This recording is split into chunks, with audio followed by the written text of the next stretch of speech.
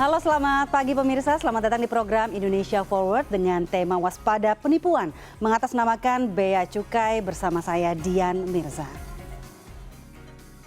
Dia minta kita untuk transfer uang. Mintakan uang sebesar 10 juta.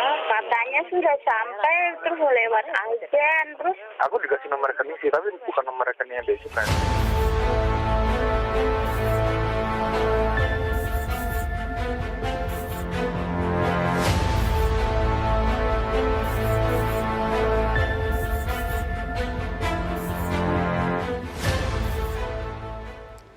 Pemirsa, sejak awal tahun hingga Juli tahun ini, Bea Cukai menerima banyak laporan masyarakat yang mengalami penipuan. Tercatat hingga Juli tahun ini tidak kurang dari 1.347 pengaduan yang masuk ke saluran Bravo Bea Cukai dan media sosial Bea Cukai Republik Indonesia. Kerugian akibat penipuan tersebut bahkan mencapai 514 juta rupiah. Berbagai modus penipuan mulai dari belanja online, asmara hingga lelang barang di Bea Cukai. Dan untuk mengelaborasikan lebih dalam terkait modus penipuan yang digunakan sudah terhubung melalui sambungan Zoom dengan Direktur Kepabeanan Internasional dan Antar Lembaga Direktorat Jenderal Bea Cukai, Bapak Syarif Hidayat. Selamat pagi Pak Syarif. Selamat pagi Mbak Mirza. Salam sehat penuh semangat Pak. Iya Bu, sama-sama. Baik Pak Syarif, iya banyak masyarakat yang melaporkan bahwa mereka menjadi korban penipuan yang mengatasnamakan Bea Cukai. Sebenarnya seperti apa sih Pak penipuan yang mengatasnamakan Bea Cukai itu? Baik, terima kasih Mbak. Jadi yang jelas adalah bahwa penipuan itu mempergunakan nama Bea Cukai seolah-olah yang bersangkutan yang menghubungi itu adalah pegawai Bea dan Cukai. Kita perlu mengenali dulu ciri-cirinya dulu Pak. Yang pertama cirinya adalah bahwa biasanya mengaku dari Bea Cukai kemudian melakukan penagihan atas kiriman barang dan biasanya disertai dengan ancaman pidana, ancaman akan ditangkap dan sebagainya. Itu yang pertama. Kemudian yang kedua, ciri yang keduanya adalah bahwa biasanya diminta untuk mentransfer ke rekening pribadi. Nah ini dia, Bea Cukai tidak pernah menerima pembayaran melalui rekening pribadi, tetapi selalu melalui rekening negara, ada kode billingnya. Intinya kira-kira seperti itu dulu Pak, ada dua ciri dari penipuan yang mengatasnamakan Bea dan Cukai. Baik, seringkali modus yang dilakukan seperti apa Pak? Jual beli barang online, lelang barang di Bea Cukai, atau apakah ada modus baru yang akhir-akhir ini yang mungkin publik belum banyak yang tahu? Ya baik, jadi pada intinya penipuan-penipuan ini tidak terjadi begitu saja Mbak, tetapi melalui berbagai proses ya. Yang pertama mungkin bisa kita sampaikan biasanya mereka itu melakukan modus penjualan barang-barang black market ya. Barang-barang black market atau barang lelang ex tegahan Direktorat Jenderal Bea dan Cukai. Nah ini jadi seolah-olah seseorang menawarkan kepada siapapun ya bahwa ini ada barang black market, katakan misalkan iPhone, harganya seringkali di bawah daripada harga standar. Belakangan sih dia mulai mendekat ke harga yang mendekati real, terutama pada saat-saat akan adanya launching produk baru. Nah, di sanalah biasanya mereka seperti itu. Kemudian yang kedua adalah tegahan Bea dan Cukai ya. Misalkan tegahan itu adalah bahwa Direktorat Jenderal Bea dan Cukai menahan mobil misalkan atau menahan barang-barang eks luar negeri, kemudian ditawarkan ini ada harga barang murah, ditawarkan langsung kepada seseorang dan diminta biasanya untuk memberikan uang muka lah kira-kira seperti itu dengan rekening pribadi ya. Kemudian juga ini yang menarik ada modus asmara Pak. Nah modus asmara ini sangat menarik, kenapa? Karena ini banyak sekali terjadi terhadap kaum wanita ya, terutama mungkin yang single ya. Mereka biasanya berkenalan di dunia maya, di internet, di Facebook, bahkan biasanya berbulan-bulan sebelumnya mereka sudah berkenalan. Nah kemudian mereka menyampaikan akan setelah kenal ya, nah baik, katakan tanda kutip memacari kan kira-kira gitu. Kemudian mengatakan dia akan mengirimkan sesuatu barang. Nah kemudian barangnya itu seolah-olah ditahan oleh Bea Cukai, kemudian diminta untuk membayar sejumlah uang, kira-kira gitu. Tetapi yang paling inti yang harus kita sama-sama pahami adalah bahwa setiap barang kiriman itu kita selalu menyimpan di dalam laman web www.beacukai.go.id/barang kiriman. Jadi di sana bisa dicek kalau memang ada atau tidaknya barang kiriman dari luar negeri ya. Kemudian modus yang selanjutnya adalah juga yang masih modus asmara juga sama ya.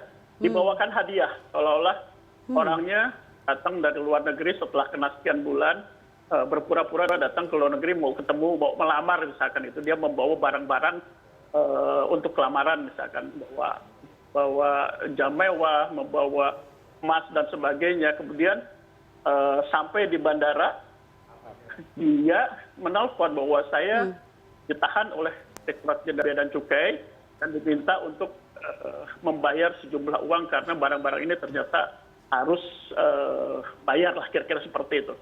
Dan biasanya dia juga menyatakan bahwa barangnya disita ya.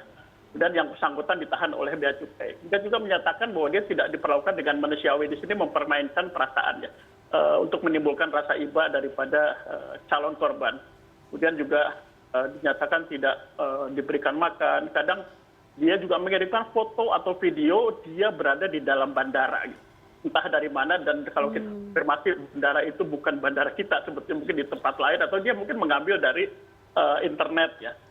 Kemudian juga kadang dia melakukan Sherlock, Pak. Sherlock. Saya ditahan di Bea Cukai Cengkareng. Dan dia kirim Sherlock Cengkareng gitu.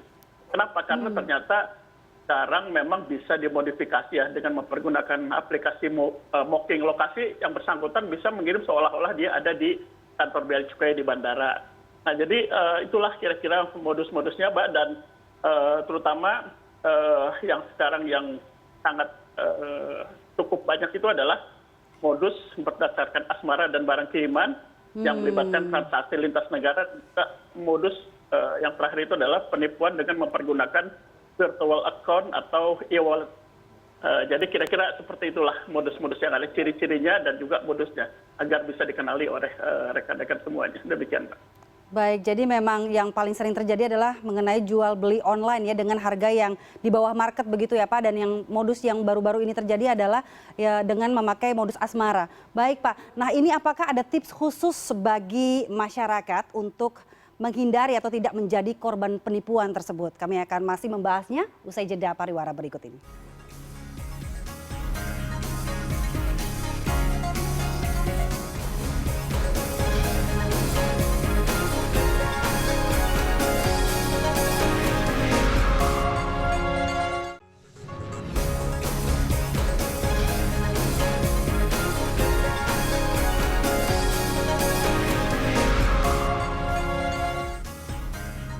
Kembali Anda menyaksikan program Indonesia Forward bersama saya Dian Mirza, dan kita akan melanjutkan perbincangan mengenai waspada penipuan mengatasnamakan Bea Cukai. Dan dari penjelasan Bapak Syarif tadi, ternyata modus penipuan yang dilakukan cukup beragam. Lalu ada tips apa khusus Pak yang bisa dilakukan kira-kira oleh masyarakat agar tidak menjadi korban? Baik, tentunya yang pertama apabila dihubungi oleh seseorang yang mengaku Bea Cukai, melakukan tagihan ataupun mengancam, ya yang dilakukan yang pertama adalah jangan panik karena biasanya oknum tersebut mengintimidasi, mengancam denda puluhan juta, kemudian juga mengancam akan mempenjarakan, mengancam akan juga melakukan jemput secara paksa, dan juga berbagai modus-modus yang lainnya. Nah, ini jangan panik dulu, itu pertama ya. Kemudian yang kedua, jangan langsung transfer, jangan pernah transfer, karena begini, Bea Cukai tidak pernah menagih tagihan bayaran pajak ke dalam rekening pribadi. Itu yang pertama. Kemudian yang kedua, selalu masuk, kalaupun ada tagihan-tagihan terhadap pembayaran itu biasanya langsung ke dalam kas negara dan melalui billing. Dan kemudian dari tagihan-tagihan yang kita punya, itu tidak ada yang instan, harus saat itu juga tidak ada. Lalu diberikan jeda waktu paling cepat 2 minggu. Jadi tagihan daripada Direktorat Jenderal Bea dan Cukai itu paling cepat 2 minggu, bisa sampai dengan 2 bulan. Jadi cukup banyak waktu yang bisa dimanfaatkan, minimal 2 minggu, untuk melakukan konfirmasi terhadap Direktorat Jenderal Bea dan Cukai.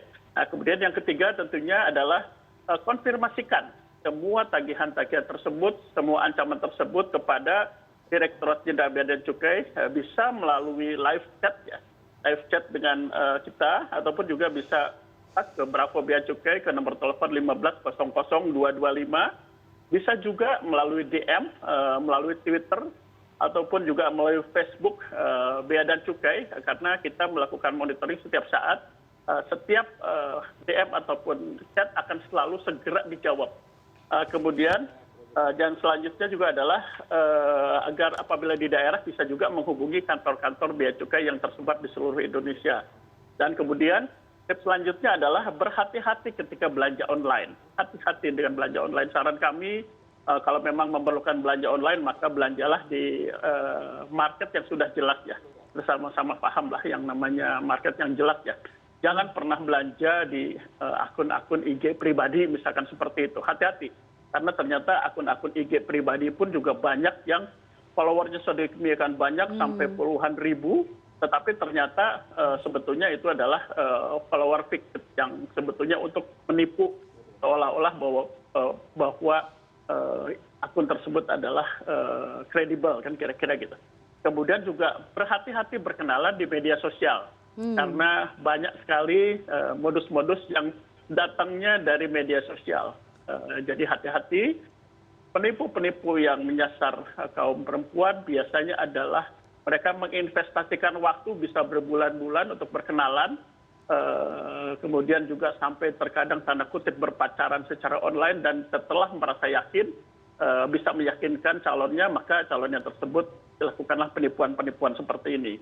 Dan kemudian tentunya juga apabila mengalami penipuan-penipuan seperti ini, langkah yang bisa dilakukan selain tadi disampaikan menghubungi kita, juga bisa laporkan kepada kepolisian apabila memang sudah terjadi transfer ya. Jangan lupa meminta surat laporan kepolisian, kemudian laporkan ke bank agar rekening tersebut bisa segera diblokir oleh otoritas perbankan. Jadi kira-kira demikian Mbak yang dapat kami sampaikan. Baik Pak, ini penipuannya kan dipakai nama Bea Cukai seperti itu. Apakah Bea Cukai juga melakukan pelaporan ke pihak kepolisian Pak untuk menangkap pelaku penipuan tersebut? Iya, dapat kami sampaikan bahwa Direktorat Jenderal Bea dan Cukai juga melakukan penelusuran terhadap penipuan-penipuan seperti ini. Kami sudah seringkali berkoordinasi dengan Mabes Polri, kalau di pusat juga di daerah dengan kantor polisi setempat, dan juga kita melakukan kerjasama dengan mereka untuk melakukan penangkapan sudah pernah juga kita lakukan. Dan sudah cukup banyak yang tertangkap, tetapi ini selalu ada lagi dan ada lagi. Dan kemudian satu lagi bahwa dalam beberapa kasus yang kita tangkap ternyata yang bersangkutan juga adalah residivis gitu. Residivis, bukan residivis, adalah yang dalam kondisi ditahan di dalam rumah tahanan negara gitu. Jadi ternyata dia masih mempunyai akses juga terhadap handphone untuk melakukan penipuan dan melakukannya dari dalam rumah tahanan negara. Ini juga satu hal yang sangat menarik demikian Mbak. Baik Pak, apakah Bea Cukai juga pernah melakukan upaya sendiri begitu untuk mengungkap kasus-kasus penipuan yang mengatasnamakan Bea Cukai? Selama ini kami untuk kasus-kasus seperti ini yang kami lakukan adalah melakukan sosialisasi ya seperti sekarang ya, terima kasih CNN sudah memberikan kesempatan kepada kami untuk memberikan klarifikasi di dalam TV. Kemudian juga kita juga selalu bersosialisasikan di dalam media sosial punya kita, dan kemudian juga tentunya juga kita melakukan sosialisasi ke berbagai lapisan masyarakat ya, baik ke masyarakat umum maupun juga ke masyarakat di lingkungan perguruan tinggi, dan juga kita juga melakukan kerjasama dengan kepolisian untuk melaporkan kejadian-kejadian seperti ini untuk kiranya dapat ditindaklanjuti oleh kepolisian, karena ini adalah tindak pidana penipuan yang ranahnya memang bukan ada di ranah kami, tetapi ini ada di ranah penyidik umum kepolisian. Baik, lalu berapa besaran kerugian masyarakat atas beragam modus penipuan ini? Kita akan membahasnya tentunya usai jeda pariwara berikut. Tetaplah bersama Indonesia Forward.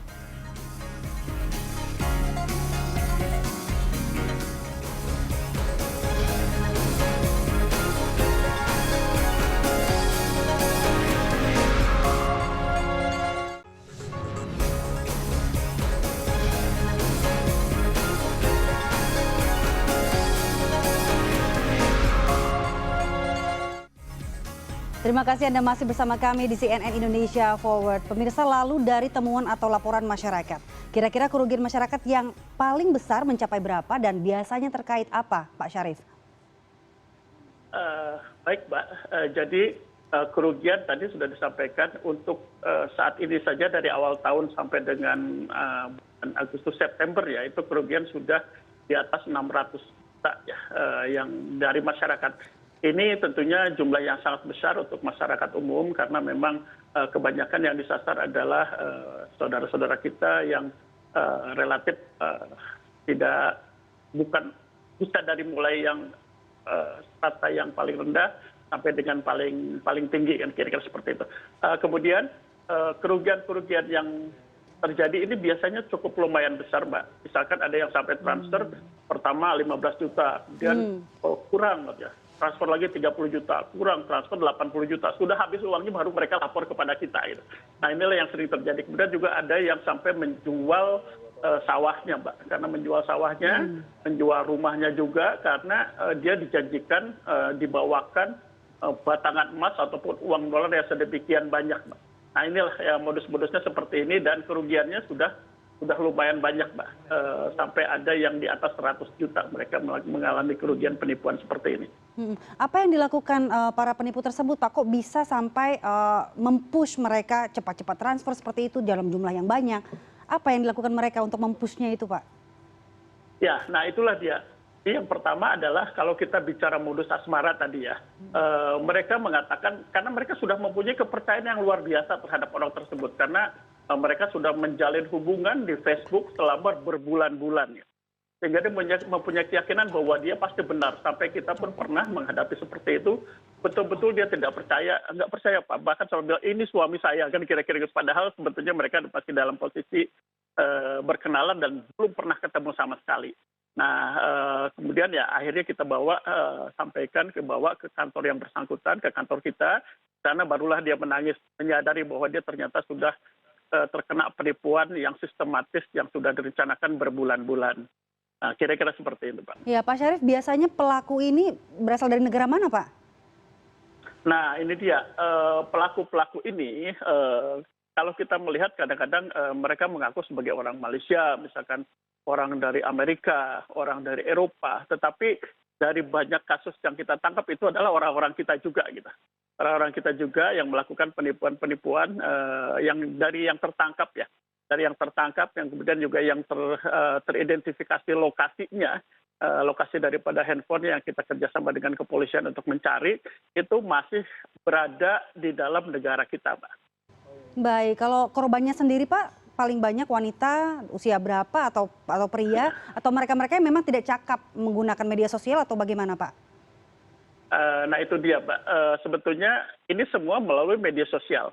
Jadi penipuan-penipuan itu melalui media sosial utamanya adalah melalui Facebook, kemudian juga Instagram. Artinya orang-orang yang terkena tipu ini adalah yang memang sebetulnya memasuki dunia internet ya, dunia internet. Kemudian hanya saja mungkin pemahaman yang kurang bagus mengenai penipuan-penipuan seperti ini sehingga kita juga harus bisa memberikan penjelasan-penjelasan seperti ini agar kiranya mereka tidak tertipu. Makanya kita sampaikan modus-modusnya seperti ini, kemudian juga ciri-cirinya seperti ini dengan mengetahui modus, dengan mengetahui ciri-cirinya, dan apabila terjadi hal seperti itu mudah-mudahan mereka terhindar dari penipuan. Kemudian juga yang selanjutnya adalah seringkali kita menjadi tidak rasional, Mbak, pada saat kita ditawarkan sesuatu barang. Sekarang banyak sekali penawaran, misalkan penipuan mengatasnamakan bea cukai, melelang kendaraan bermotor, Pak. Mobil, misalkan mobil tangkepan, misalkan. Mobil-mobil yang harganya 500 juta, mereka tawarkan 300 juta, itu kan tidak masuk akal secara logika. Jadi, intinya adalah bahwa masyarakat kita juga harus mulai berpikir secara logik bahwa tidak ada hal-hal yang sifatnya aneh atau tidak masuk akal. Kemudian karena kita tertarik, kita menjadi tertipu, Pak. Kira-kira gitu. Pak Syarif, kalau dari nomor rekeningnya sendiri, Pak, terdeteksi tidak itu nomor rekening luar negeri atau dalam negeri? Semuanya rekening-rekening dalam negeri. Bank-bank nasional rata-rata gitu. Tapi kita juga pernah ya begitu ditransfer, kemudian ditelepon kepada bank tersebut juga tidak akan bisa langsung menutup, memblokir, tidak bisa. Dan biasanya saat setelah transfer itu langsung dipindah tangankan ke rekening lain. Jadi artinya rekeningnya rekening nyata, Mbak, rekening nyata yang ada. Nah, makanya di sini tentunya yang bisa menindaklanjutin adalah dari kepolisian, sehingga kita sampaikan kepada mereka, mereka lah yang bisa menindaklanjuti seperti itu. Kemudian juga kita juga melakukan kerjasama dengan kepolisian untuk mengusut kasus-kasus seperti ini. Sudah cukup banyak juga yang kita tangkap. Kemudian juga kita juga melaporkan kepada Kominfo bahwa ada penipuan dengan modus-modus seperti ini, dan Kominfo mengatakan, menyampaikan di dalam laman websitenya Kominfo bahwa ini adalah jenis-jenis penipuan yang terjadi mengatasnamakan Direktorat Jenderal Bea dan Cukai. Baik Pak Syarif, mengingat persoalan ini kan cukup serius Pak. Apakah Bea Cukai akan melakukan kerjasama dengan kepolisian, misalnya saat ada laporan masyarakat bisa langsung dilakukan tindakan apa maupun penangkapan pelakunya begitu Pak? Ya, itu sudah kita lakukan juga, Mbak. Kita sudah melaporkan kepada kepolisian, baik di level pusat maupun di level Polda ataupun di level Polres.